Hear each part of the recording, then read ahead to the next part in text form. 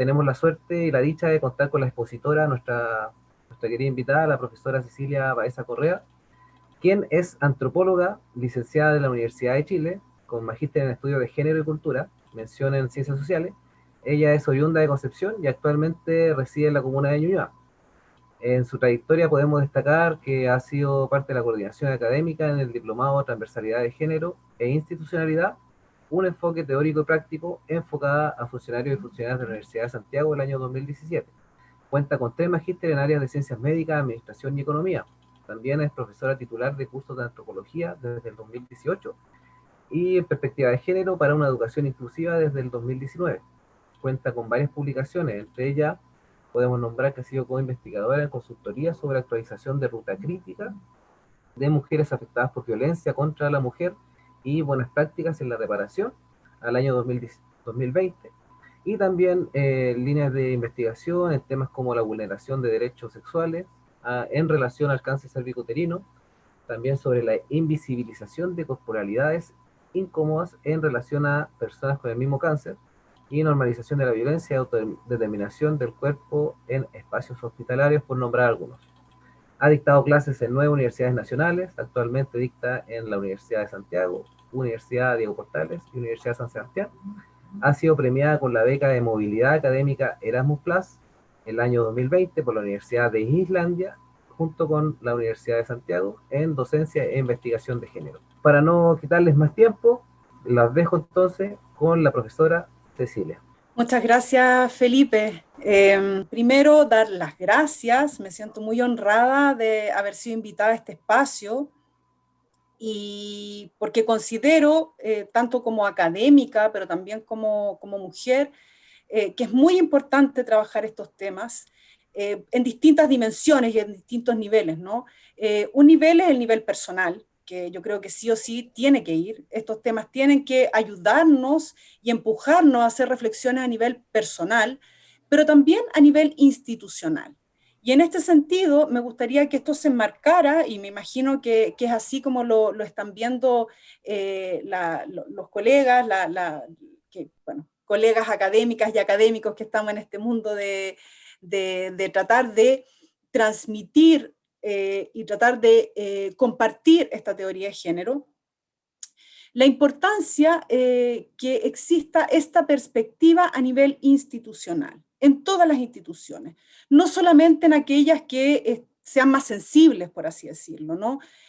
Porque tal vez, claro, si hablamos de carreras como obstetricia, y vinculado, por ejemplo, a la violencia obstétrica, ustedes pensarían, claro, tiene mucha pertinencia hablar de la temática, pero ¿por qué en este ámbito, no? ¿Por qué en este ámbito de la odontología, que al parecer fuera un ámbito neutral? A mí me gustaría invitarles, y esto es como antes de empezar la presentación, a que los conceptos que vamos revisando, vamos viendo de qué manera podemos incorporarlos y podemos situarlos en nuestro ejercicio profesional, en tanto odontólogos y odontólogas, y también en tanto colegio, ¿no? Cómo se dan estas relaciones. La invitación para hoy es hacer una pequeña capacitación, ¿no?, en lo que son algunos conceptos básicos de género que nos van a servir primero para reflexionar y luego para pensar de qué manera estos conceptos pueden ser incorporados a nivel institucional para lograr lo que enunciaba de alguna manera Felipe, que esta justicia de género a la cual estamos abocadas y abocados y que finalmente se constituye en un tema central para la justicia social, ¿no? La justicia de género es un tema básico de la justicia social y que tiene que ver con la igualdad y con la equidad, y que va a ser como el tema de cierre de esta presentación.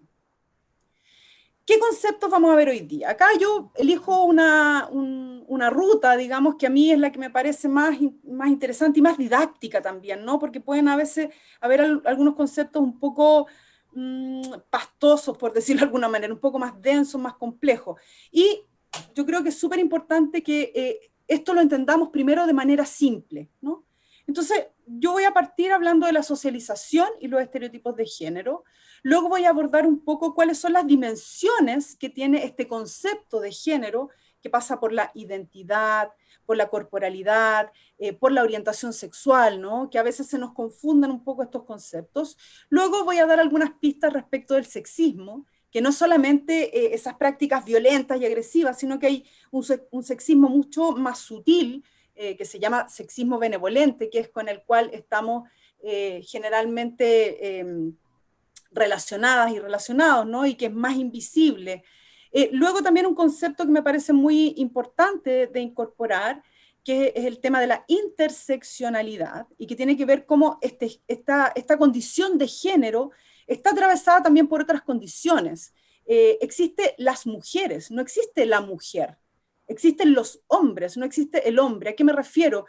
No es lo mismo una mujer universitaria, con ciertos títulos, con cierta capacitación, con cierta clase social, que una mujer que no ha cursado estudios, por ejemplo, superiores, y que incluso tiene una educación incompleta, que a lo mejor pertenece a un pueblo indígena. No es lo mismo, no es la misma opresión, no es la misma discriminación. Para observar este fenómeno tenemos el concepto de interseccionalidad.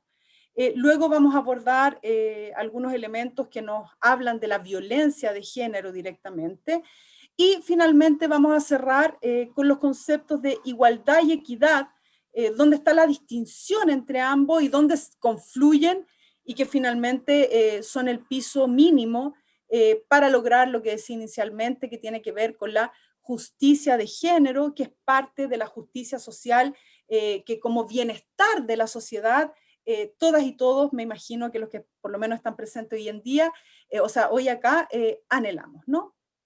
Ya, entonces, socialización y estereotipos de género, y acá el subtítulo es Marcando la diferencia de poder, ¿no?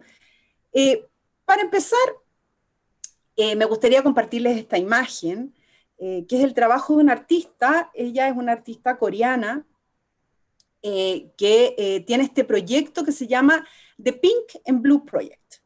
Entonces ella tiene, ustedes la pueden googlear, y tiene una página, porque ella desde el 2005 hasta la fecha, o antes que empezara la pandemia, tiene un registro de fotografías de las habitaciones de niños y niñas alrededor del mundo, bueno, principalmente en Corea, ¿no? Pero que si a lo mejor observamos o pensamos, observamos mentalmente cómo son las habitaciones de niños y niñas, o cómo son las tiendas, ¿no?, de niños y niñas, podríamos llegar a pensar que no es mucha la diferencia que existe entre estas imágenes que muestra la artista, ¿no? Estos son sus juguetes. Aquí no se logra ver muy bien el detalle de los juguetes, ¿no? Son juguetes y ropa, pero me imagino que lo primero que se observa, y puede ser hasta incluso de manera un poco impactante, los colores, ¿no? Este rosado y este celeste, este pink and blue, asignados diferenciadamente a niños y niñas. Si nos ponemos a mirar con un poquito más detalle y con imaginación, a lo mejor también, porque tal vez no vemos el detalle de lo que hay, podemos ver primero que la niña está en una postura de lado, como una especie de princesa, ¿no? De hecho, su vestido es como de princesa. Ella está como haciendo una especie de reverencia, muy lo que por lo menos en mi generación se decía, y yo creo que hasta el día de hoy, muy señorita, ¿no?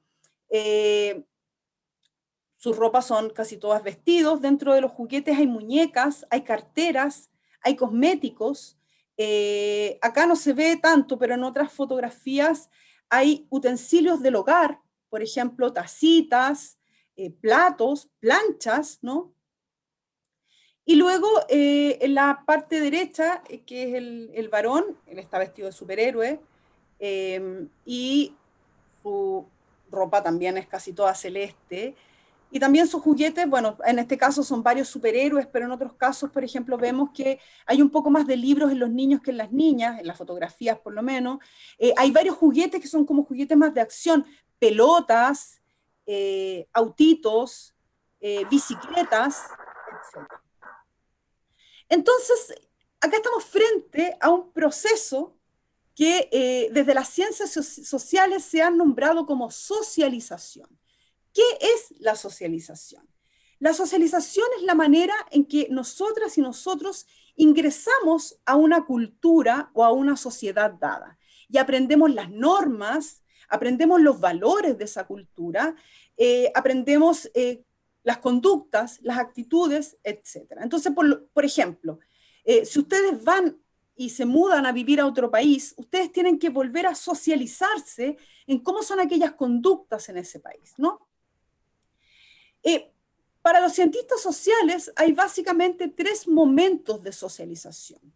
Y aquí hay un momento que es bien clave, que se llama la socialización primaria, y que va desde el momento en que nosotras y nosotros nacemos, es decir, cuando nos anuncian, nosotras como madres, ¿no? O como padres, que vamos a tener un niño o una niña, y ya empezamos a nombrarlos como niños o niñas, luego nacen y empiezan a tratarlos de manera diferenciada como niños y niñas hasta los 2 años, en la socialización primaria.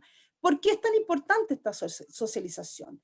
Porque en esa etapa no tenemos lenguaje, por lo tanto no tenemos una memoria cognitiva, sino que tenemos una memoria corporal. Entonces lo que aprendemos en esa etapa se nos queda, por decirlo de alguna manera, marcado en el cuerpo. Y es en esa etapa donde nos enseñan, por ejemplo, de manera diferenciada a niños y niñas cómo tenemos que sentir. Por ejemplo, el decirle a un niño pequeño que no llore, porque los hombres no lloran, cuando todavía incluso no adquirió el lenguaje, estamos marcando su manera de emocionar, de sentir, de saber las emociones, al igual que las niñas, donde, por ejemplo, el llanto se permite de mejor manera. Y luego, cuando crecemos, pensamos que eso es parte de nuestra naturaleza, que es algo normal, es algo como incluso biológico, siendo que lo hemos aprendido de manera inconsciente en esta primera socialización. Entonces, lo que habla acá, la socialización diferenciada, dice que hombres y mujeres hemos sido socializados de manera distinta, ¿no? Y acá vemos los juguetes, por ejemplo. Y que conllevan estilos cognitivos. ¿Qué quiere decir eso? Maneras de pensar. ¿No les suena haber escuchado que los hombres son más lógicos y las mujeres son más emocionales? Eso lo aprendimos. Lo aprendimos desde antes de aprender a hablar, ¿no? Actitudinales, ¿cómo nos comportamos? Las mujeres somos más ordenadas, somos más minuciosas. En el estereotipo, ¿no? Que es el tema siguiente que vamos a hablar. No es que todas las mujeres sean así o todos los hombres sean así, sino que estamos hablando desde el deber ser, como el mandato de género que se llama. Las conductas, los códigos axiológicos, es decir, los valores. ¿Cuáles son los valores masculinos? ¿Qué es importante para los hombres, por ejemplo? Y luego viene, por ejemplo, la pregunta, el hacerse hombre. ¿Qué implica hacerse hombre? Las mujeres no nos hacemos mujeres, como que el hacernos mujeres viene como con la menstruación, ¿no? El hombre se construye, se hace hombre y a partir de ciertos mandatos, de ciertos valores, la moral y las normas estereotípicas, ¿no? Entonces, a esto se le llama la socialización diferenciada y una muestra súper clara, esta diferencia, ¿no? En cómo nos van inculcando desde muy pequeños cómo ser y cómo comportarnos, y luego cuando somos adultas y adultos pensamos que esto es algo normal, ¿no? Incluso hasta biológico.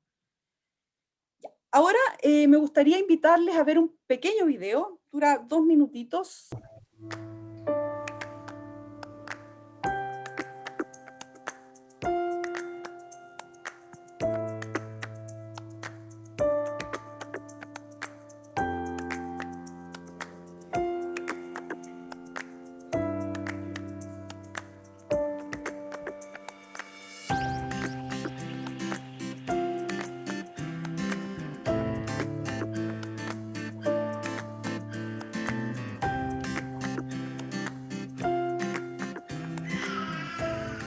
Look at this.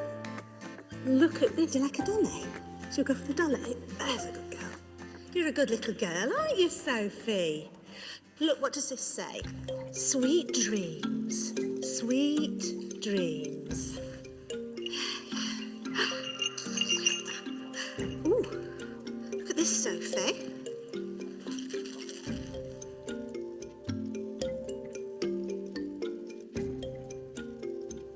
Meow, meow.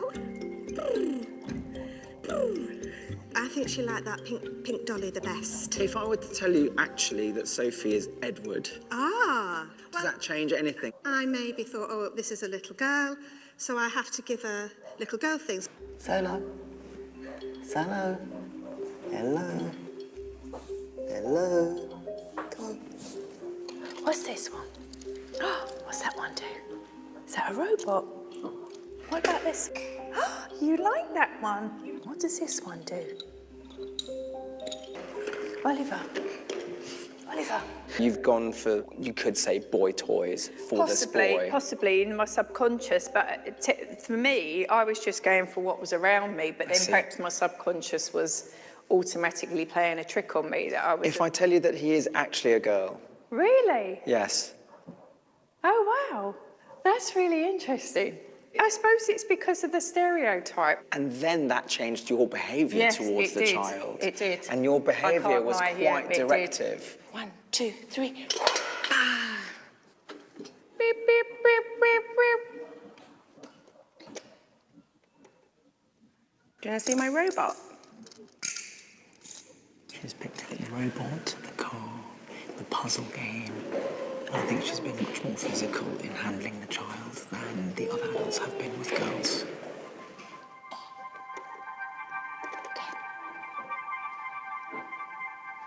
That really astounded me because I thought that I was somebody that had a really open mind. Surprise. So I automatically went for the pink fluffy toy because I said it was a girl, so I was sort of stereotyping. I've always thought I was rather more open-minded than that, and I would think, you know, these are children's toys, whatever the gender. It will make me think the next time I'm with a child, so my niece or my nephew, to make sure that I am actually being sort of fair and equal with all of them, and just giving each child an opportunity to just be whoever they are. Lo interesante de este video, más allá de cómo estas personas que a lo mejor como muchas de nosotras y nosotros nos sentimos completamente ya liberados de este estereotipo y jamás, por ejemplo, le regalaríamos un juego de tacitas a una niña porque consideramos que eso marca un rol social. Lo que muestra este video es mucho más sutil, porque estamos justamente en esa etapa donde todavía no hay lenguaje, ¿no? Entonces, en esta etapa, donde todavía no hay lenguaje, y tal como dice este experimento, es cuando se van solidificando en los cuerpos y en los cerebros, que van cambiando cada 3 meses, aptitudes, tales como la confianza física, la confianza espacial y la lógica, ¿no? Entonces luego, cuando ya somos personas adultas, personas ya formadas, consideramos que esto que aprendimos de manera tan inconsciente y tan invisible, ¿no? Porque no es que esas personas que les dieron a las mujeres, a las niñas, que en realidad eran niños, estos juguetes mullidos que en el fondo estaban formando, estaban potenciando la empatía, por ejemplo, el cuidado hacia otras personas, y a los niños, que en realidad eran niñas, las subieron a un auto, ¿no? Les dieron un puzzle para trabajar la parte más lógica. Indudablemente esas personas no pensaban que estaban generando algún tipo de prejuicio respecto de estos niños y niñas, pero hay algo inconsciente, ¿no? Todas y todos somos agentes socializadores de niños, niñas, de jóvenes e incluso de nosotras y nosotros mismos, ¿no? Y está ahí, en esas actitudes inconscientes, en esta naturalización de lo que debiese ser un hombre y de lo que debiese ser una mujer, ¿dónde está el problema? ¿Y el problema cuál es? El problema no es la diferencia, porque en el fondo, en el mundo necesitamos personas que cuiden, necesitamos niños y niñas que jueguen con muñecas, por decirlo de alguna manera, ¿no? No es que lo de la mujer sea inferior, lo que pasa es que es valorado de manera inferior. Hay una valoración que inferioriza no solamente a las mujeres, sino también a lo femenino. Por ejemplo, tiene mayor valor un médico o una médica, aunque sea hombre y mujer, porque es una carrera masculinizada, que una enfermera o un enfermero, porque es una carrera feminizada, ¿no? Entonces ahí va más allá del cuerpo que acoge esto, sino como de la valoración incluso de lo femenino y de lo masculino. Y evidentemente, por como podemos observar, es lo masculino asociado a lo lógico, asociado a las carreras de las ciencias duras, por así decirlo, de las matemáticas, las que en este momento se encuentran en una situación de poder, de desigualdad de poder. Entonces aquí vemos que la socialización conforma a mujeres, socializa a las mujeres hacia el no poder, por ejemplo, hacia ejercer labores de cuidado, porque lamentablemente, aunque las labores de cuidado son la base de la sociedad, son labores que incluso no están valoradas, con esta valoración que tenemos en esta sociedad actual, que es la economía, ni siquiera están valoradas económicamente, ¿no? Por ejemplo, estoy hablando del trabajo doméstico. Hay una encuesta muy interesante, por decirlo de alguna manera, que se hizo en pandemia, donde se encuestaba el uso del tiempo en hombres y mujeres, estando en confinamiento, ¿no? Y había un porcentaje muy alto, cerca del 20%, de hombres jóvenes, menores de 40 años, que destinaban 0 horas al trabajo de doméstico o a labores de cuidado. Entonces, eso quiere decir que alguien lo hacía, ¿no? Alguien tiene que hacer las camas, por decirlo de alguna manera. Alguien tiene que limpiar el baño. Eso que está tan invisible lo hacen las mujeres. Y aunque es algo muy básico y muy importante, tiene un valor inferior. Está menospreciado, está devaluado. Lo femenino en esta cultura, en esta sociedad, está devaluado. Entonces, si a las mujeres nos educan para el cuidado, nos educan también hacia el no poder. En el caso de los varones, hay una socialización hacia el poder, ¿no? Y ahí me gustaría como compartirles algunas experiencias que tienen que ver como con mi carrera docente, por así decirlo, o con distintos grupos, ¿no? Cuando trabajo ya ejercicios grupales, ejercicios de taller que tienen que ver con contar experiencias. En el caso de los hombres, y ahí los invito a los varones presentes a pensar en sus procesos de socialización, en general están asociados a temas que tienen que ver con la violencia. Violencia como un juego, ¿no? Violencia en el fútbol, violencia en la manera de desarrollarse, y la violencia es un ejercicio de poder también.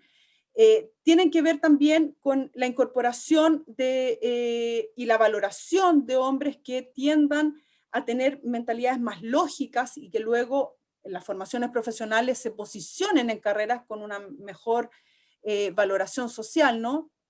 Etcétera. Hay una socialización masculina, como veíamos en la imagen de la foto, hacia el Superman, ¿no?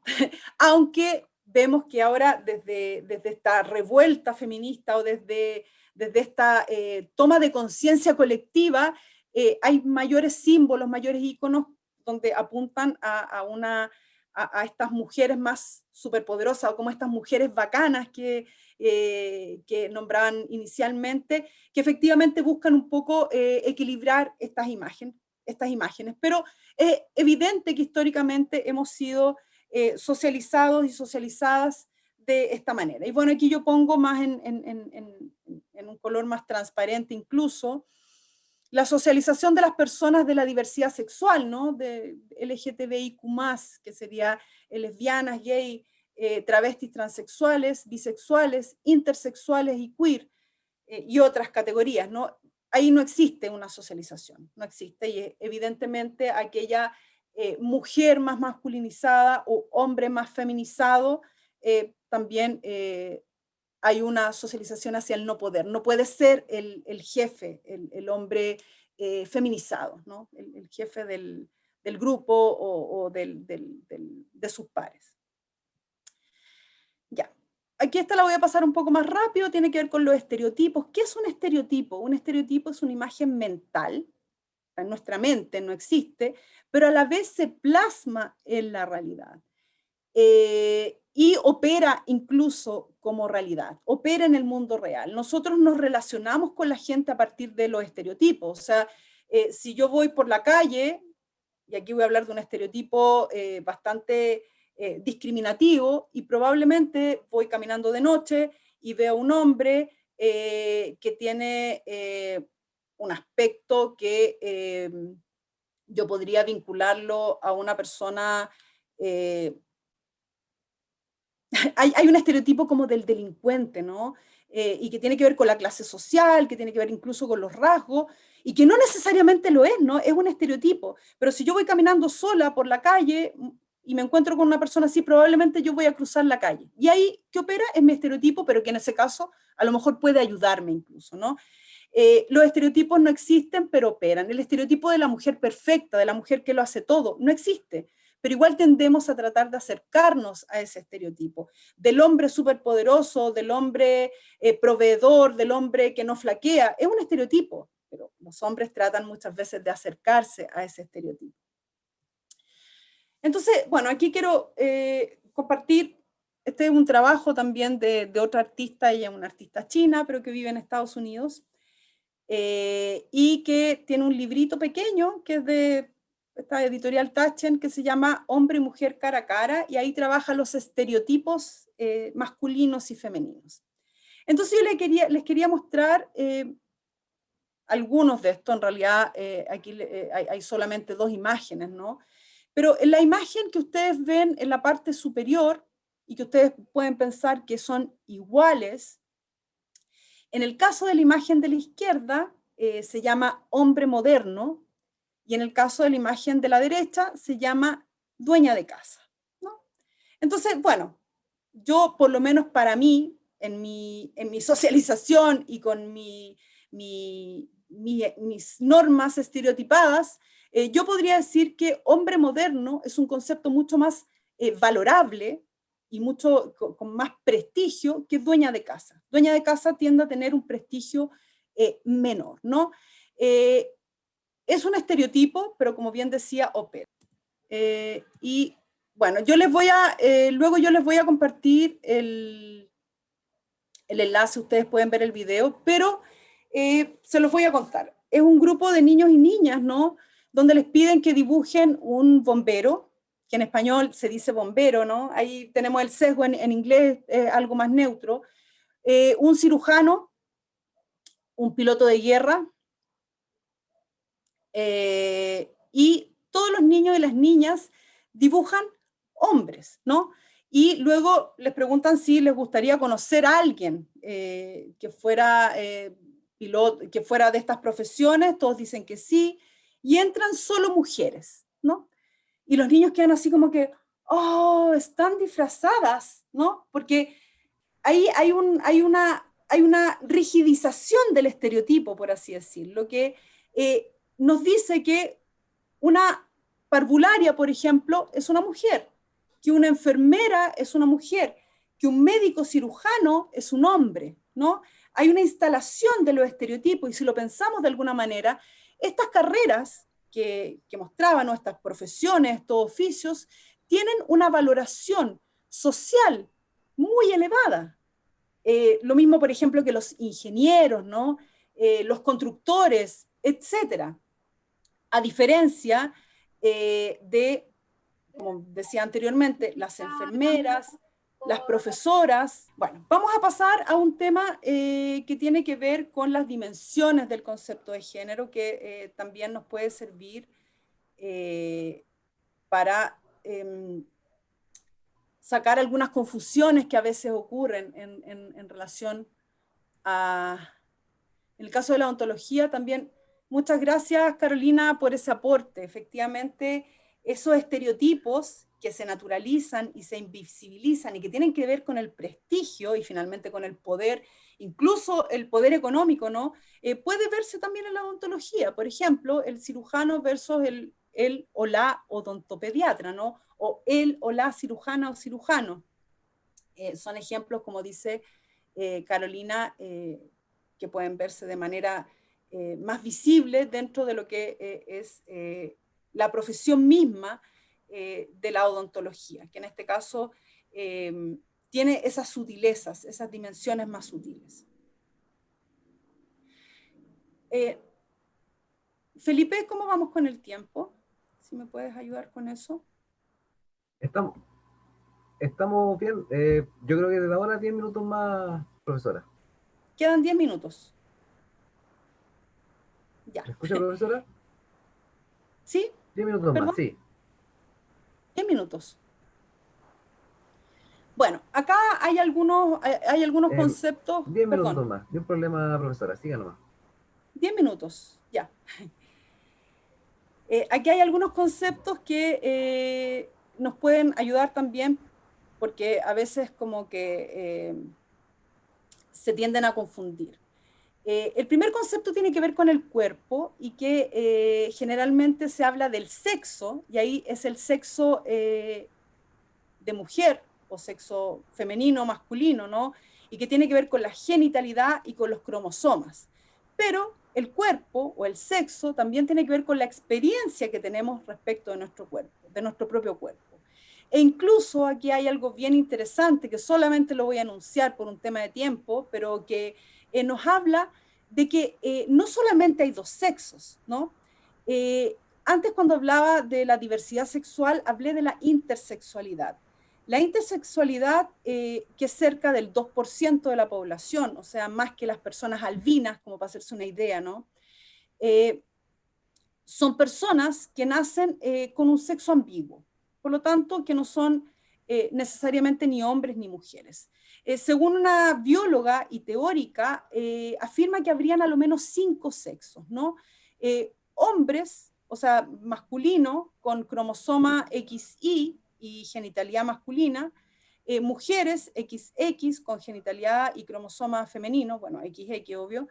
Luego habrían personas que son XY, pero que tienen manifestaciones corporales femeninas, ¿no? Luego XX con manifestaciones corporales masculinas y ovotestis, que son sujetos que tienen tejidos ováricos y tejidos testiculares. Estas no son personas enfermas ni monstruosas, como ha tendido verlas la ciencia históricamente, ¿no? Son personas que no tienen una dificultad más allá de que no puedan enmarcarse en hombre y mujer. Y bueno, también la diversidad corporal en hombres y mujeres también es bastante. La identidad tiene que ver con aquello que sentimos que somos, y aquí se da el fenómeno de la transexualidad, por ejemplo. Yo puedo tener un cuerpo con un cromosoma femenino, con genitales femeninos, pero yo me siento un hombre, ¿no? Eso apela a mi identidad. Y que es indistintamente del cuerpo que yo tenga. Luego, todo el ámbito del deseo y la afectividad, que es lo que tiende a llamarse como la orientación sexual, que en el fondo cómo vivimos nuestros afectos y deseos, y eso no es algo fijo, incluso puede cambiar a lo largo de la vida, ¿no? Podemos pasar de tener relaciones heterosexuales a en algún momento tener una relación homosexual que no necesariamente indique o implique cambios ni en nuestra identidad ni en nuestra corporalidad. Eso es parte de cómo vivimos nuestros deseos y nuestros afectos. Y finalmente, cómo lo expresamos, cómo me veo hacia afuera. Eso lo voy a pasar un poco más rápido por el tema del tiempo. Aquí me gustaría hablar de algo que es súper importante y que yo creo que ya tiene cabida con los espacios en los cuales ustedes trabajan, y que es el sexismo, ¿no? El sexismo, que es como el racismo, pero en relación a la diferencia sexual, en este caso, de cómo yo clasifico hombres, mujeres, pero también tiene que ver con todas aquellas diversidades que no encajan ni como hombres ni como mujeres. Entonces, habría un sexismo hostil, que es como el que nos parece más identificable, ¿no? Y que es aquella violencia explícita, ya sea psicológica, sexual, económica, ¿no? Y es directa, es como decir, como antes se decía, con desparpajo, por así decirlo, que las mujeres éramos inferiores a los hombres, ¿no? Habían chistes al respecto, etcétera. Eso es hostil. Y es mucho más fácil de identificar y probablemente mucho más fácil de erradicar en ciertos contextos. Pero en los contextos en los cuales nos movemos, lo más complejo tiene que ver con este otro tipo de sexismo, que es el benevolente y que genera relaciones ambiguas. Entonces, ¿cómo es este sexismo benevolente? Tiene que ver con una devaluación implícita de lo femenino. Por ejemplo, estereotipos paternalistas, como toda esta visión de que lo masculino protege a lo femenino, porque en el fondo implica una debilidad de lo femenino, por lo tanto una inferioridad. Donde la compasión, la simpatía e incluso la ternura son sentimientos que finalmente son sentimientos condescendientes respecto de alguien que yo considero de alguna manera inferior. Y es ahí donde tenemos que tener un poco más de ojo, no solamente en la manera en que nos relacionamos con nuestros seres más cercanos, ¿no? Sino también cómo nos relacionamos entre pares y cómo esta manera casi tierna, como bien dice la definición, implica y encubre también un sexismo.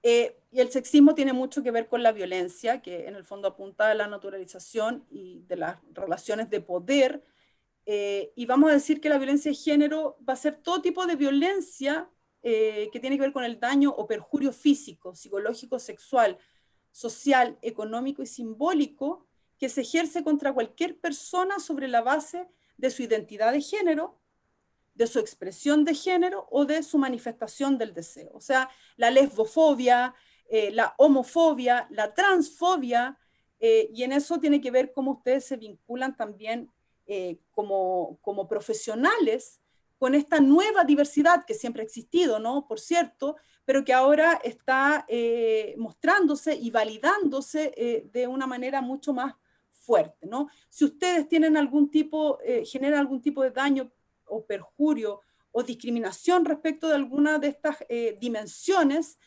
personas que tengan una dimensión que no sea la hegemónica, vamos a estar hablando de violencia de género.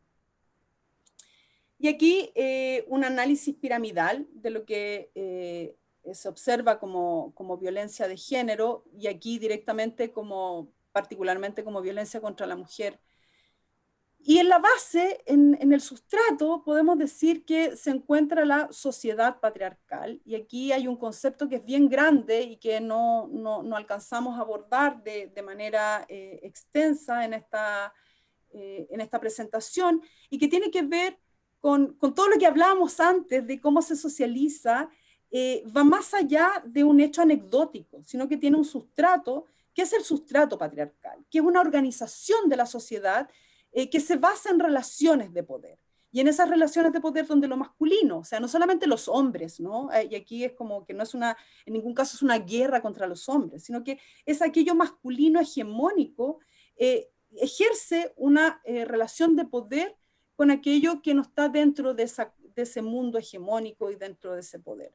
Entonces, bueno, las formas sutiles aquí de algunos ejemplos: el humor sexista, el control, la publicidad sexista, el lenguaje sexista, la anulación, los micromachismos. Luego va ascendiendo en intensidad, ¿no? La humillación, el chantaje emocional, ya las formas más explícitas de violencia de género. Este año ya llevamos 5 femicidios, ¿no? Y aún estamos empezando marzo. Distintas edades, distintos contextos socioculturales, y donde la manifestación más perversa tiene que ver con el asesinato o feminicidio, que es el asesinato principalmente contra las mujeres, pero también hay asesinato contra personas de la diversidad sexual, que tiene esta misma densidad, digamos, este mismo sustrato, que es el sustrato patriarcal, y que finalmente este asesinato, este femicidio, o este lesbicidio o homicidio, tiene que ver también con la sociedad patriarcal. Catalina va haciendo una pregunta, pero creo que la vamos a dejar para el cierre, para terminar con la presentación. Muchas gracias, Catalina, sí, por la pregunta. Vamos a seguir avanzando. Yo no sé cómo estamos de tiempo, voy a solamente enunciar la interseccionalidad. Cecilia, estamos súper bien, tú tranquila nomás. nomás.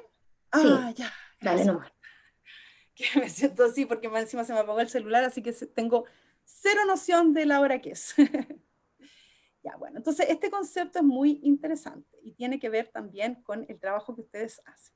A mí aquí, no sé, se me viene a la mente, por ejemplo, esa campaña que hubo, yo no sé si todavía existe, llamada Sonrisa de Mujer, que tiene que ver directamente con el trabajo que ustedes hacen, ¿no? Sonrisa de Mujer, que tiene que ver con la salud bucal, la salud dental de las mujeres, pero de todas las mujeres o de ciertas mujeres, ¿no?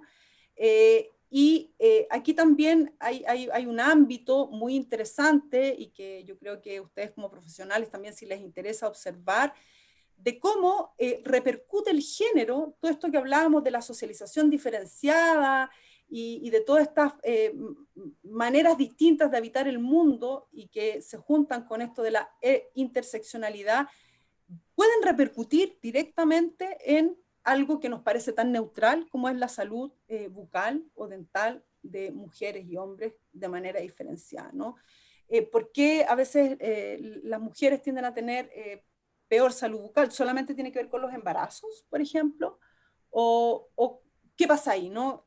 ¿Qué pasa con ese, y hasta qué punto hay factores que tienen que ver con la clase, con la posición social, incluso con pertenecer a alguna etnia o alguna cultura ancestral?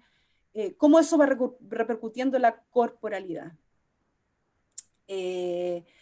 Bueno, entonces la interseccionalidad es un concepto que se levanta desde el feminismo negro, un poco también apelando a la existencia de muchas mujeres, no solo la mujer. Son muchas mujeres que tienen contextos, historias y situaciones diversas y situaciones de opresión diversa, ¿no? Entonces, esta teórica, Kimberly Williams Crenshaw, levanta este concepto apelando a aquellos cruces invisibles. Y de hecho ella lo ejemplifica en un caso legal de una mujer negra que no fue aceptada en un trabajo en una compañía automotriz, la General Motors, ¿no? Entonces ella alega discriminación. Y en la General Motors le dicen, no, acá no hay discriminación porque tenemos personas negras trabajando y tenemos mujeres trabajando. Pero cuando se hace la observación un poco más en detalle, las mujeres que estaban trabajando eran mujeres que desempeñaban roles de secretariado principalmente y eran mujeres blancas. Y las personas negras que estaban trabajando eran hombres y que hacían un trabajo más rudo, digamos, ¿no? Entonces ella no la discriminan ni por ser mujer, ni por ser negra. A ella la discriminan por ser una mujer negra. Entonces, de aquí aparece este concepto de este cruce, ¿no? De esta intersección, de estas como fuentes de opresión, por así decirlo de alguna manera, y que son invisibles, ¿ya? Y que no pasan solamente, no es la suma de las categorías, sino como estas categorías se van impregnando en los cuerpos y van determinando situaciones distintas de opresión. Y aquí hay un mapa que a mí me parece bien interesante, no lo voy a leer en total, ¿no? Pero digamos que arriba está la zona del privilegio y abajo está la zona de la opresión o la resistencia. Entonces, solo por nombrar algunas, la que está más arriba tiene que ver con el elitismo y que tiene que ver con personas que son altamente acreditadas, los doctores, ¿no? Académicos de muy alta formación, y abajo, en el otro extremo, están personas analfabetas, ¿no? Luego vemos que están los heterosexuales, las personas capacitadas, en contraposición a las personas con alguna situación de discapacidad, las personas jóvenes, en comparación a las personas viejas, ¿no?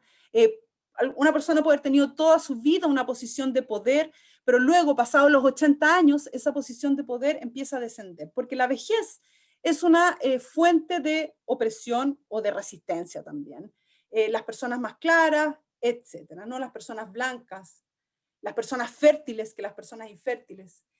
Hay una multiplicidad de posibilidades, de diferencias que se conjugan y que tienen que ver también y que se encarnan en cuerpos de mujeres, de hombres, de personas de la diversidad. Y ahora ya vamos a llegar al cierre. Y esta última lámina tiene que ver con los conceptos de igualdad y de equidad, y que son la base de una sociedad respetuosa de los derechos humanos, ¿no? Entonces, ¿qué es la igualdad y qué es la equidad y qué las diferencia y qué las une, ¿no?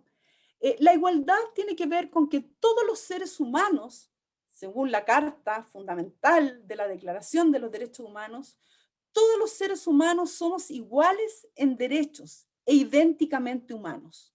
Por lo tanto, hombres y mujeres somos iguales en esa calidad jurídica y ética también.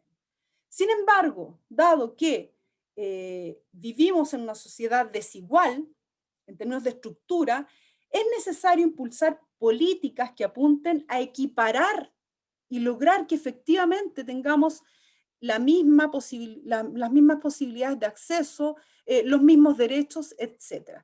Entonces la equidad viene a ser como una especie de soporte para lograr la igualdad, aquella igualdad de la cual somos intrínsecamente, ¿no? La tenemos intrínsecamente, pero que en la práctica, en la sociedad, es mucho más difícil. Y ahí me imagino que a lo mejor han visto algunas imágenes, ¿no?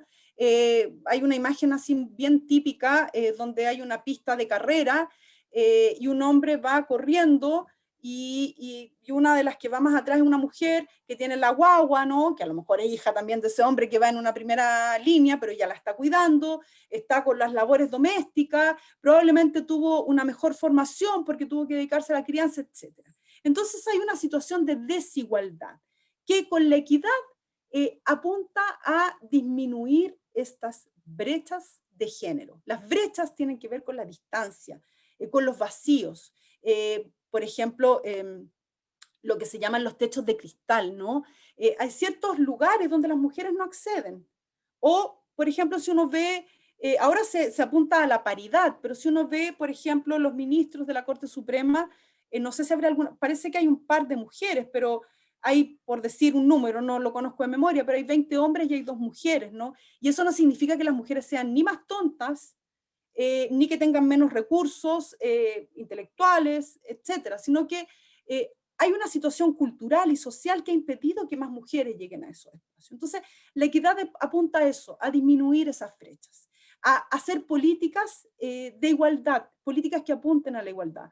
La paridad es una política de equidad, ¿no? Que apunta como a dar un empujoncito a las mujeres, por así decirlo, pero no porque sean más débiles o sean menos, sino porque estructuralmente y socialmente están en una posición de desventaja.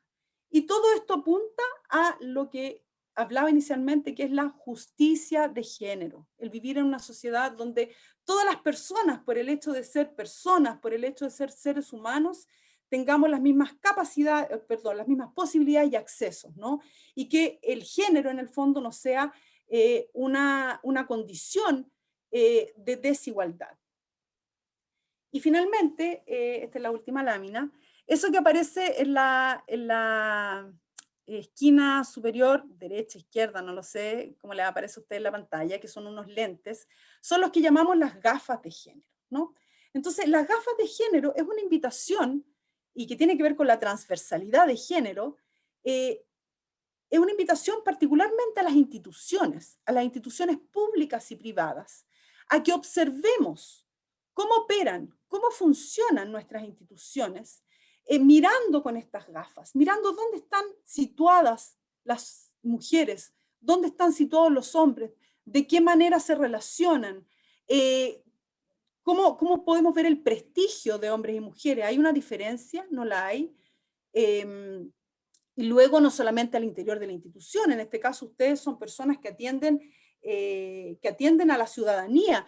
¿Cómo es esa atención? ¿Hay algún sesgo ahí de género que aquí ya no quise meter más temas porque es mucho contenido, digamos, pero hay algún sesgo al momento de trabajar con hombres y mujeres, dependiendo de si son hombres, mujeres, si son migrantes, si son negros, son blancos, son indígenas, son transexuales, etc. ¿Hay algo ahí que opera? Ahí está la invitación a ponerse las gafas y a buscar esta transversalidad, que quiere decir que el género esté presente no como un anexo, no como un curso aparte, sino en todas las prácticas, como bien dice ahí, la perspectiva de género está inmersa en todas las prácticas que como institución y luego claramente como personas individuales desarrollemos en estos contextos para buscar lo que dice ahí, lo que decía en la lámina anterior, la anhelada justicia de género. Entonces yo dejo hasta ahí mi presentación y damos el espacio a las preguntas. Nosotros como Departamento de Género y Salud, primero te queríamos agradecer a ti por la excelente exposición que hiciste y la buena disposición también que siempre tuviste con nosotros. Se nota la energía y la pasión que tienes por este tema y la transmites también. También quería agradecer a Lega Salud porque también siempre nos apoyó desde un principio y a todos los presentes. De verdad que sin ustedes tampoco estas charlas tendrían sentido. Y bueno, te leo una pregunta que la viste parece, pero para que la comentemos. ¿Cómo ves a Chile avanzando en cuanto a mejorar las desigualdades con respecto a países vecinos o países europeos como España, en lo laboral y derechos sexuales? primero contarles que, bueno, Felipe ya lo presentó al inicio, estamos en un trabajo compartido con la Universidad de Islandia. Hicimos un intercambio ahí a través de un diplomado que desarrollamos en la Universidad de Santiago de Chile. Y es súper interesante porque Islandia es el país número 1 en igualdad de género. Sin embargo, muchas de las problemáticas que tenemos nosotras, pero a lo mejor en un nivel distinto, ¿no? También la tienen ellas y ellos, ¿no? Por ejemplo, la brecha salarial.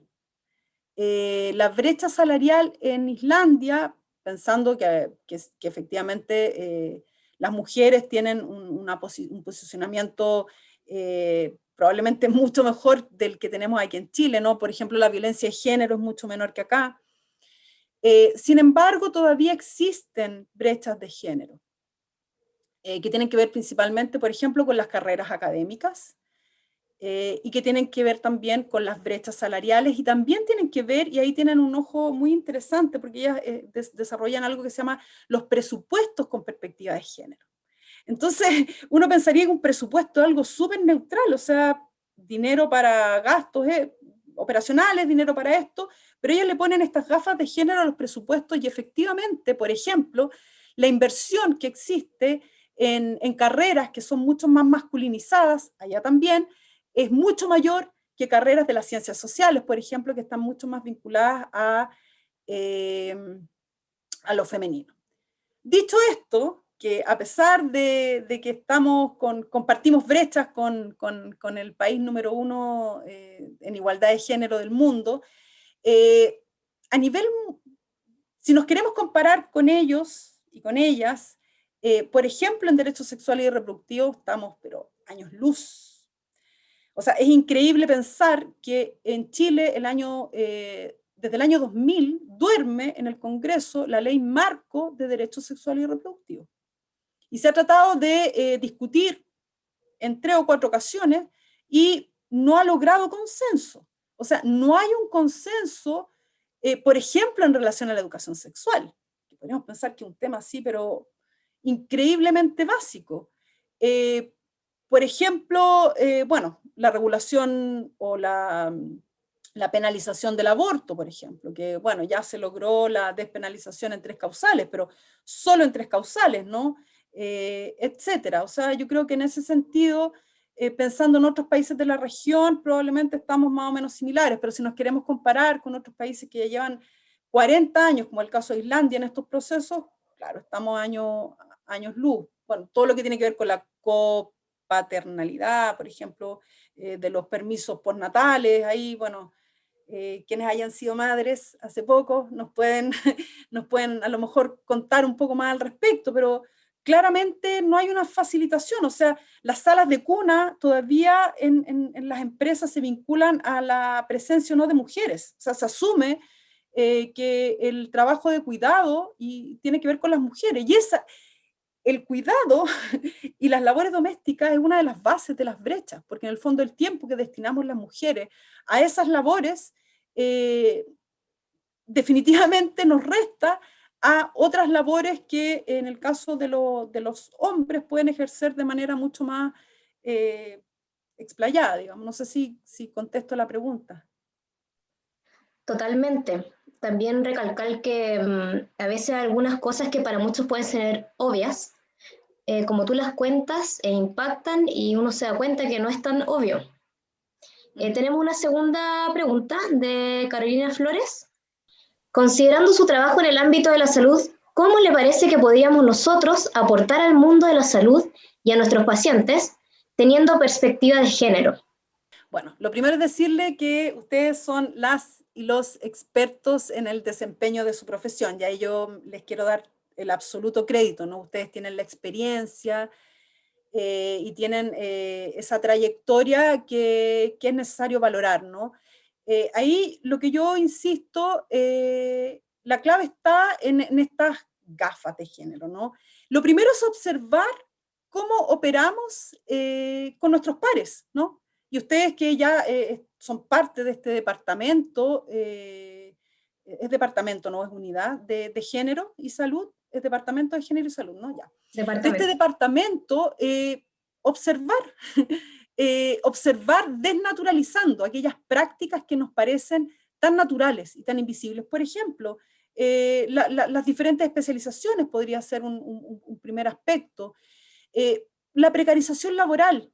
¿Quién es la mayor parte de las y los profesionales que viven precarización laboral? ¿Hay diferencias de género ahí o no? Por ejemplo, las posibilidades que tienen o cómo ustedes aportan a la equidad en términos de políticas afirmativas que se llaman, ¿no? Con aquellas mujeres que han sido madres, para un poco disminuir esta brecha que empieza a ocurrir en sus formaciones y en su desempeño profesional por el tiempo que tienen que dedicar a las labores de cuidado. ¿Cómo podrían hacerlo, por ejemplo, o cómo podrían observarlo? Y luego, en políticas que tienen que ver con las personas que ustedes atienden. Ahí yo creo que es súper importante, y bueno, me imagino que hay muchos mundos, ¿no?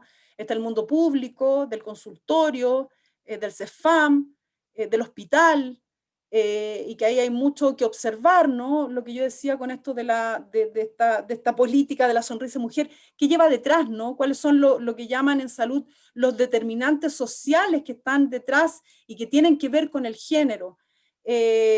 Observar los tratos, ¿no? ¿Qué ocurre con el mundo de la diversidad sexual? Que yo creo que también es un mundo del cual tenemos que hacernos cargo como profesionales de las distintas áreas.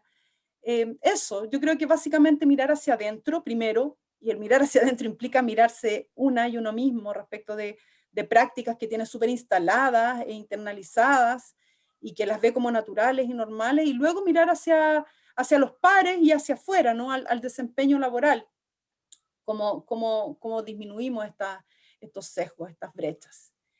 María Paz tiene la mano levantada. Sí, hola. Hola. Bueno, yo estoy hablando de Concepción con buena señal, sí, quiero defender a las regiones, no todas las regiones tenemos mala señal. Interseccionalidad. Lo metropolitano tiene un valor, una valoración mayor, solo por el ser región. Sí. Mira, yo quería un poco aportar a la pregunta de la Carola. Yo siento que no solo los dentistas, todos los profesionales de la salud, tenemos que mirar el género con una perspectiva de derechos humanos, desde el punto de vista de cuáles derechos han sido vulnerados en las mujeres o en las mujeres que nosotros atendemos y cómo nosotros podemos subsanar o equilibrar la cancha. Yo hice un pseudo trabajo para un curso de derechos humanos donde la brecha más importante que sufrían las mujeres, aunque no lo pensaran, era la asistencia en ciertos horarios a la atención médica, y uno de esos era la primera hora, porque esa hora ellos entregaban a los niños en el colegio.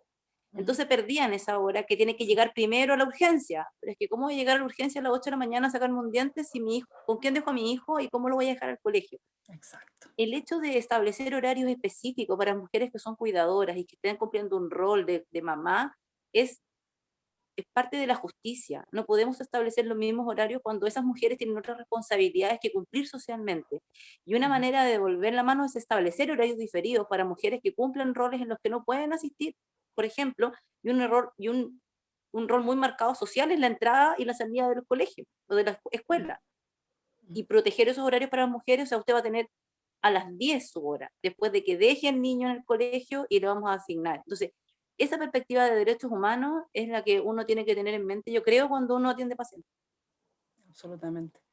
Muchas gracias, María Paz. Y de respecto de la misma línea de lo que tú dices, están las madres que cuidan, pero también están las cuidadoras de las personas mayores, ¿no? Y que tienden a ser también mujeres mayores y que también son aquellas mujeres mayores quienes, bueno, por la edad igual la salud dental, bucal empieza a tener mayores, empieza a verse más perjudicada, ¿no? Entonces, la hora del almuerzo, la hora de no sé, hay un pensar que implica pensar en las labores de cuidado, en esas labores invisibles, pero tan básicas y fundamentales, y no me voy a cansar de decirlo, ¿no? Porque si no fuera por esas labores, el mundo no andaría así, y en el fondo a mí, a los hombres que están presentes, me gustaría invitarles, ¿no? Porque creo que las mujeres hemos tenido un despertar, hemos tenido una movilización, Pero me gustaría también escuchar a los hombres en ese como despertar, por llamarlo de alguna manera, ¿no?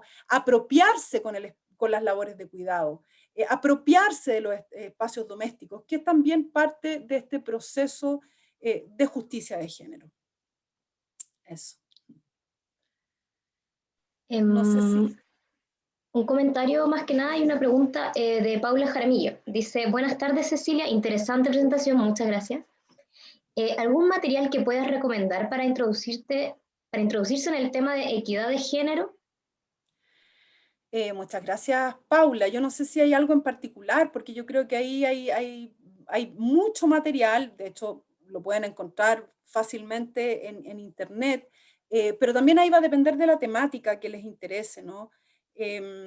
No sé si te gustaría como tal vez darme algún otro contexto quizás para decirte algo más específico, Paula. Igual, Paula, por ejemplo, nosotros hicimos una charla introductoria de género y salud. Voy a poner al tiro el link en el chat. Fue una charla corta pero muy completa para que también tengas una pequeña orientación en el tema. En el contexto laboral, ya, perfecto.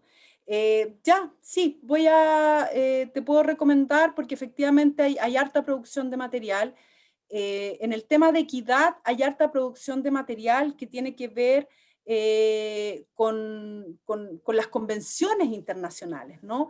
Porque es importante, siguiendo lo que plantea María Paz, que esto no es un tema antojadizo, sino que hay convenciones internacionales a las cuales Chile ha suscrito, ¿no? Que vienen desarrollándose en el contexto de los derechos humanos, ¿no? Y en particular de los derechos de las mujeres, donde se ha elaborado una cantidad interesante de material y que tiene que ver con políticas o acciones que apunten a la equidad de género en distintos contextos. Y en este caso, en el contexto laboral, que es un contexto bastante particular. Entonces, ahí yo también puedo compartir luego con las personas del departamento algunos enlaces a material que te puedan servir de orientación. Y luego, si hay algo más específico, también me lo puedes comentar y yo puedo buscar también material que te pueda servir. Gracias, Cecilia. Y dejarlos más que invitados a todos a las 3 charlas, más que charlas son conversatorios y distintas instancias, el 8, el 15 y el 22, para que estén atentos a todas las redes sociales, a Facebook, a Instagram. Ahí vamos a estar hablando de toda la información que quedan para el mes de marzo. Así que bueno, nada más que agradecer. La verdad, puras felicitaciones en el chat. ¿No hay más preguntas? Muchas gracias. Gracias a ti, Cecilia, de verdad. Y bueno, dejar la invitación siempre a todos que si quieren unirse a nuestro departamento, a todos y a todas, que si quieren unirse al departamento o conectarse con nosotros, lo hagan con toda confianza. Nosotros siempre tenemos la mejor disposición y los brazos abiertos a todos los aportes. Sí, muchas gracias por la invitación, encantada. Así que cualquier cosa estamos en contacto.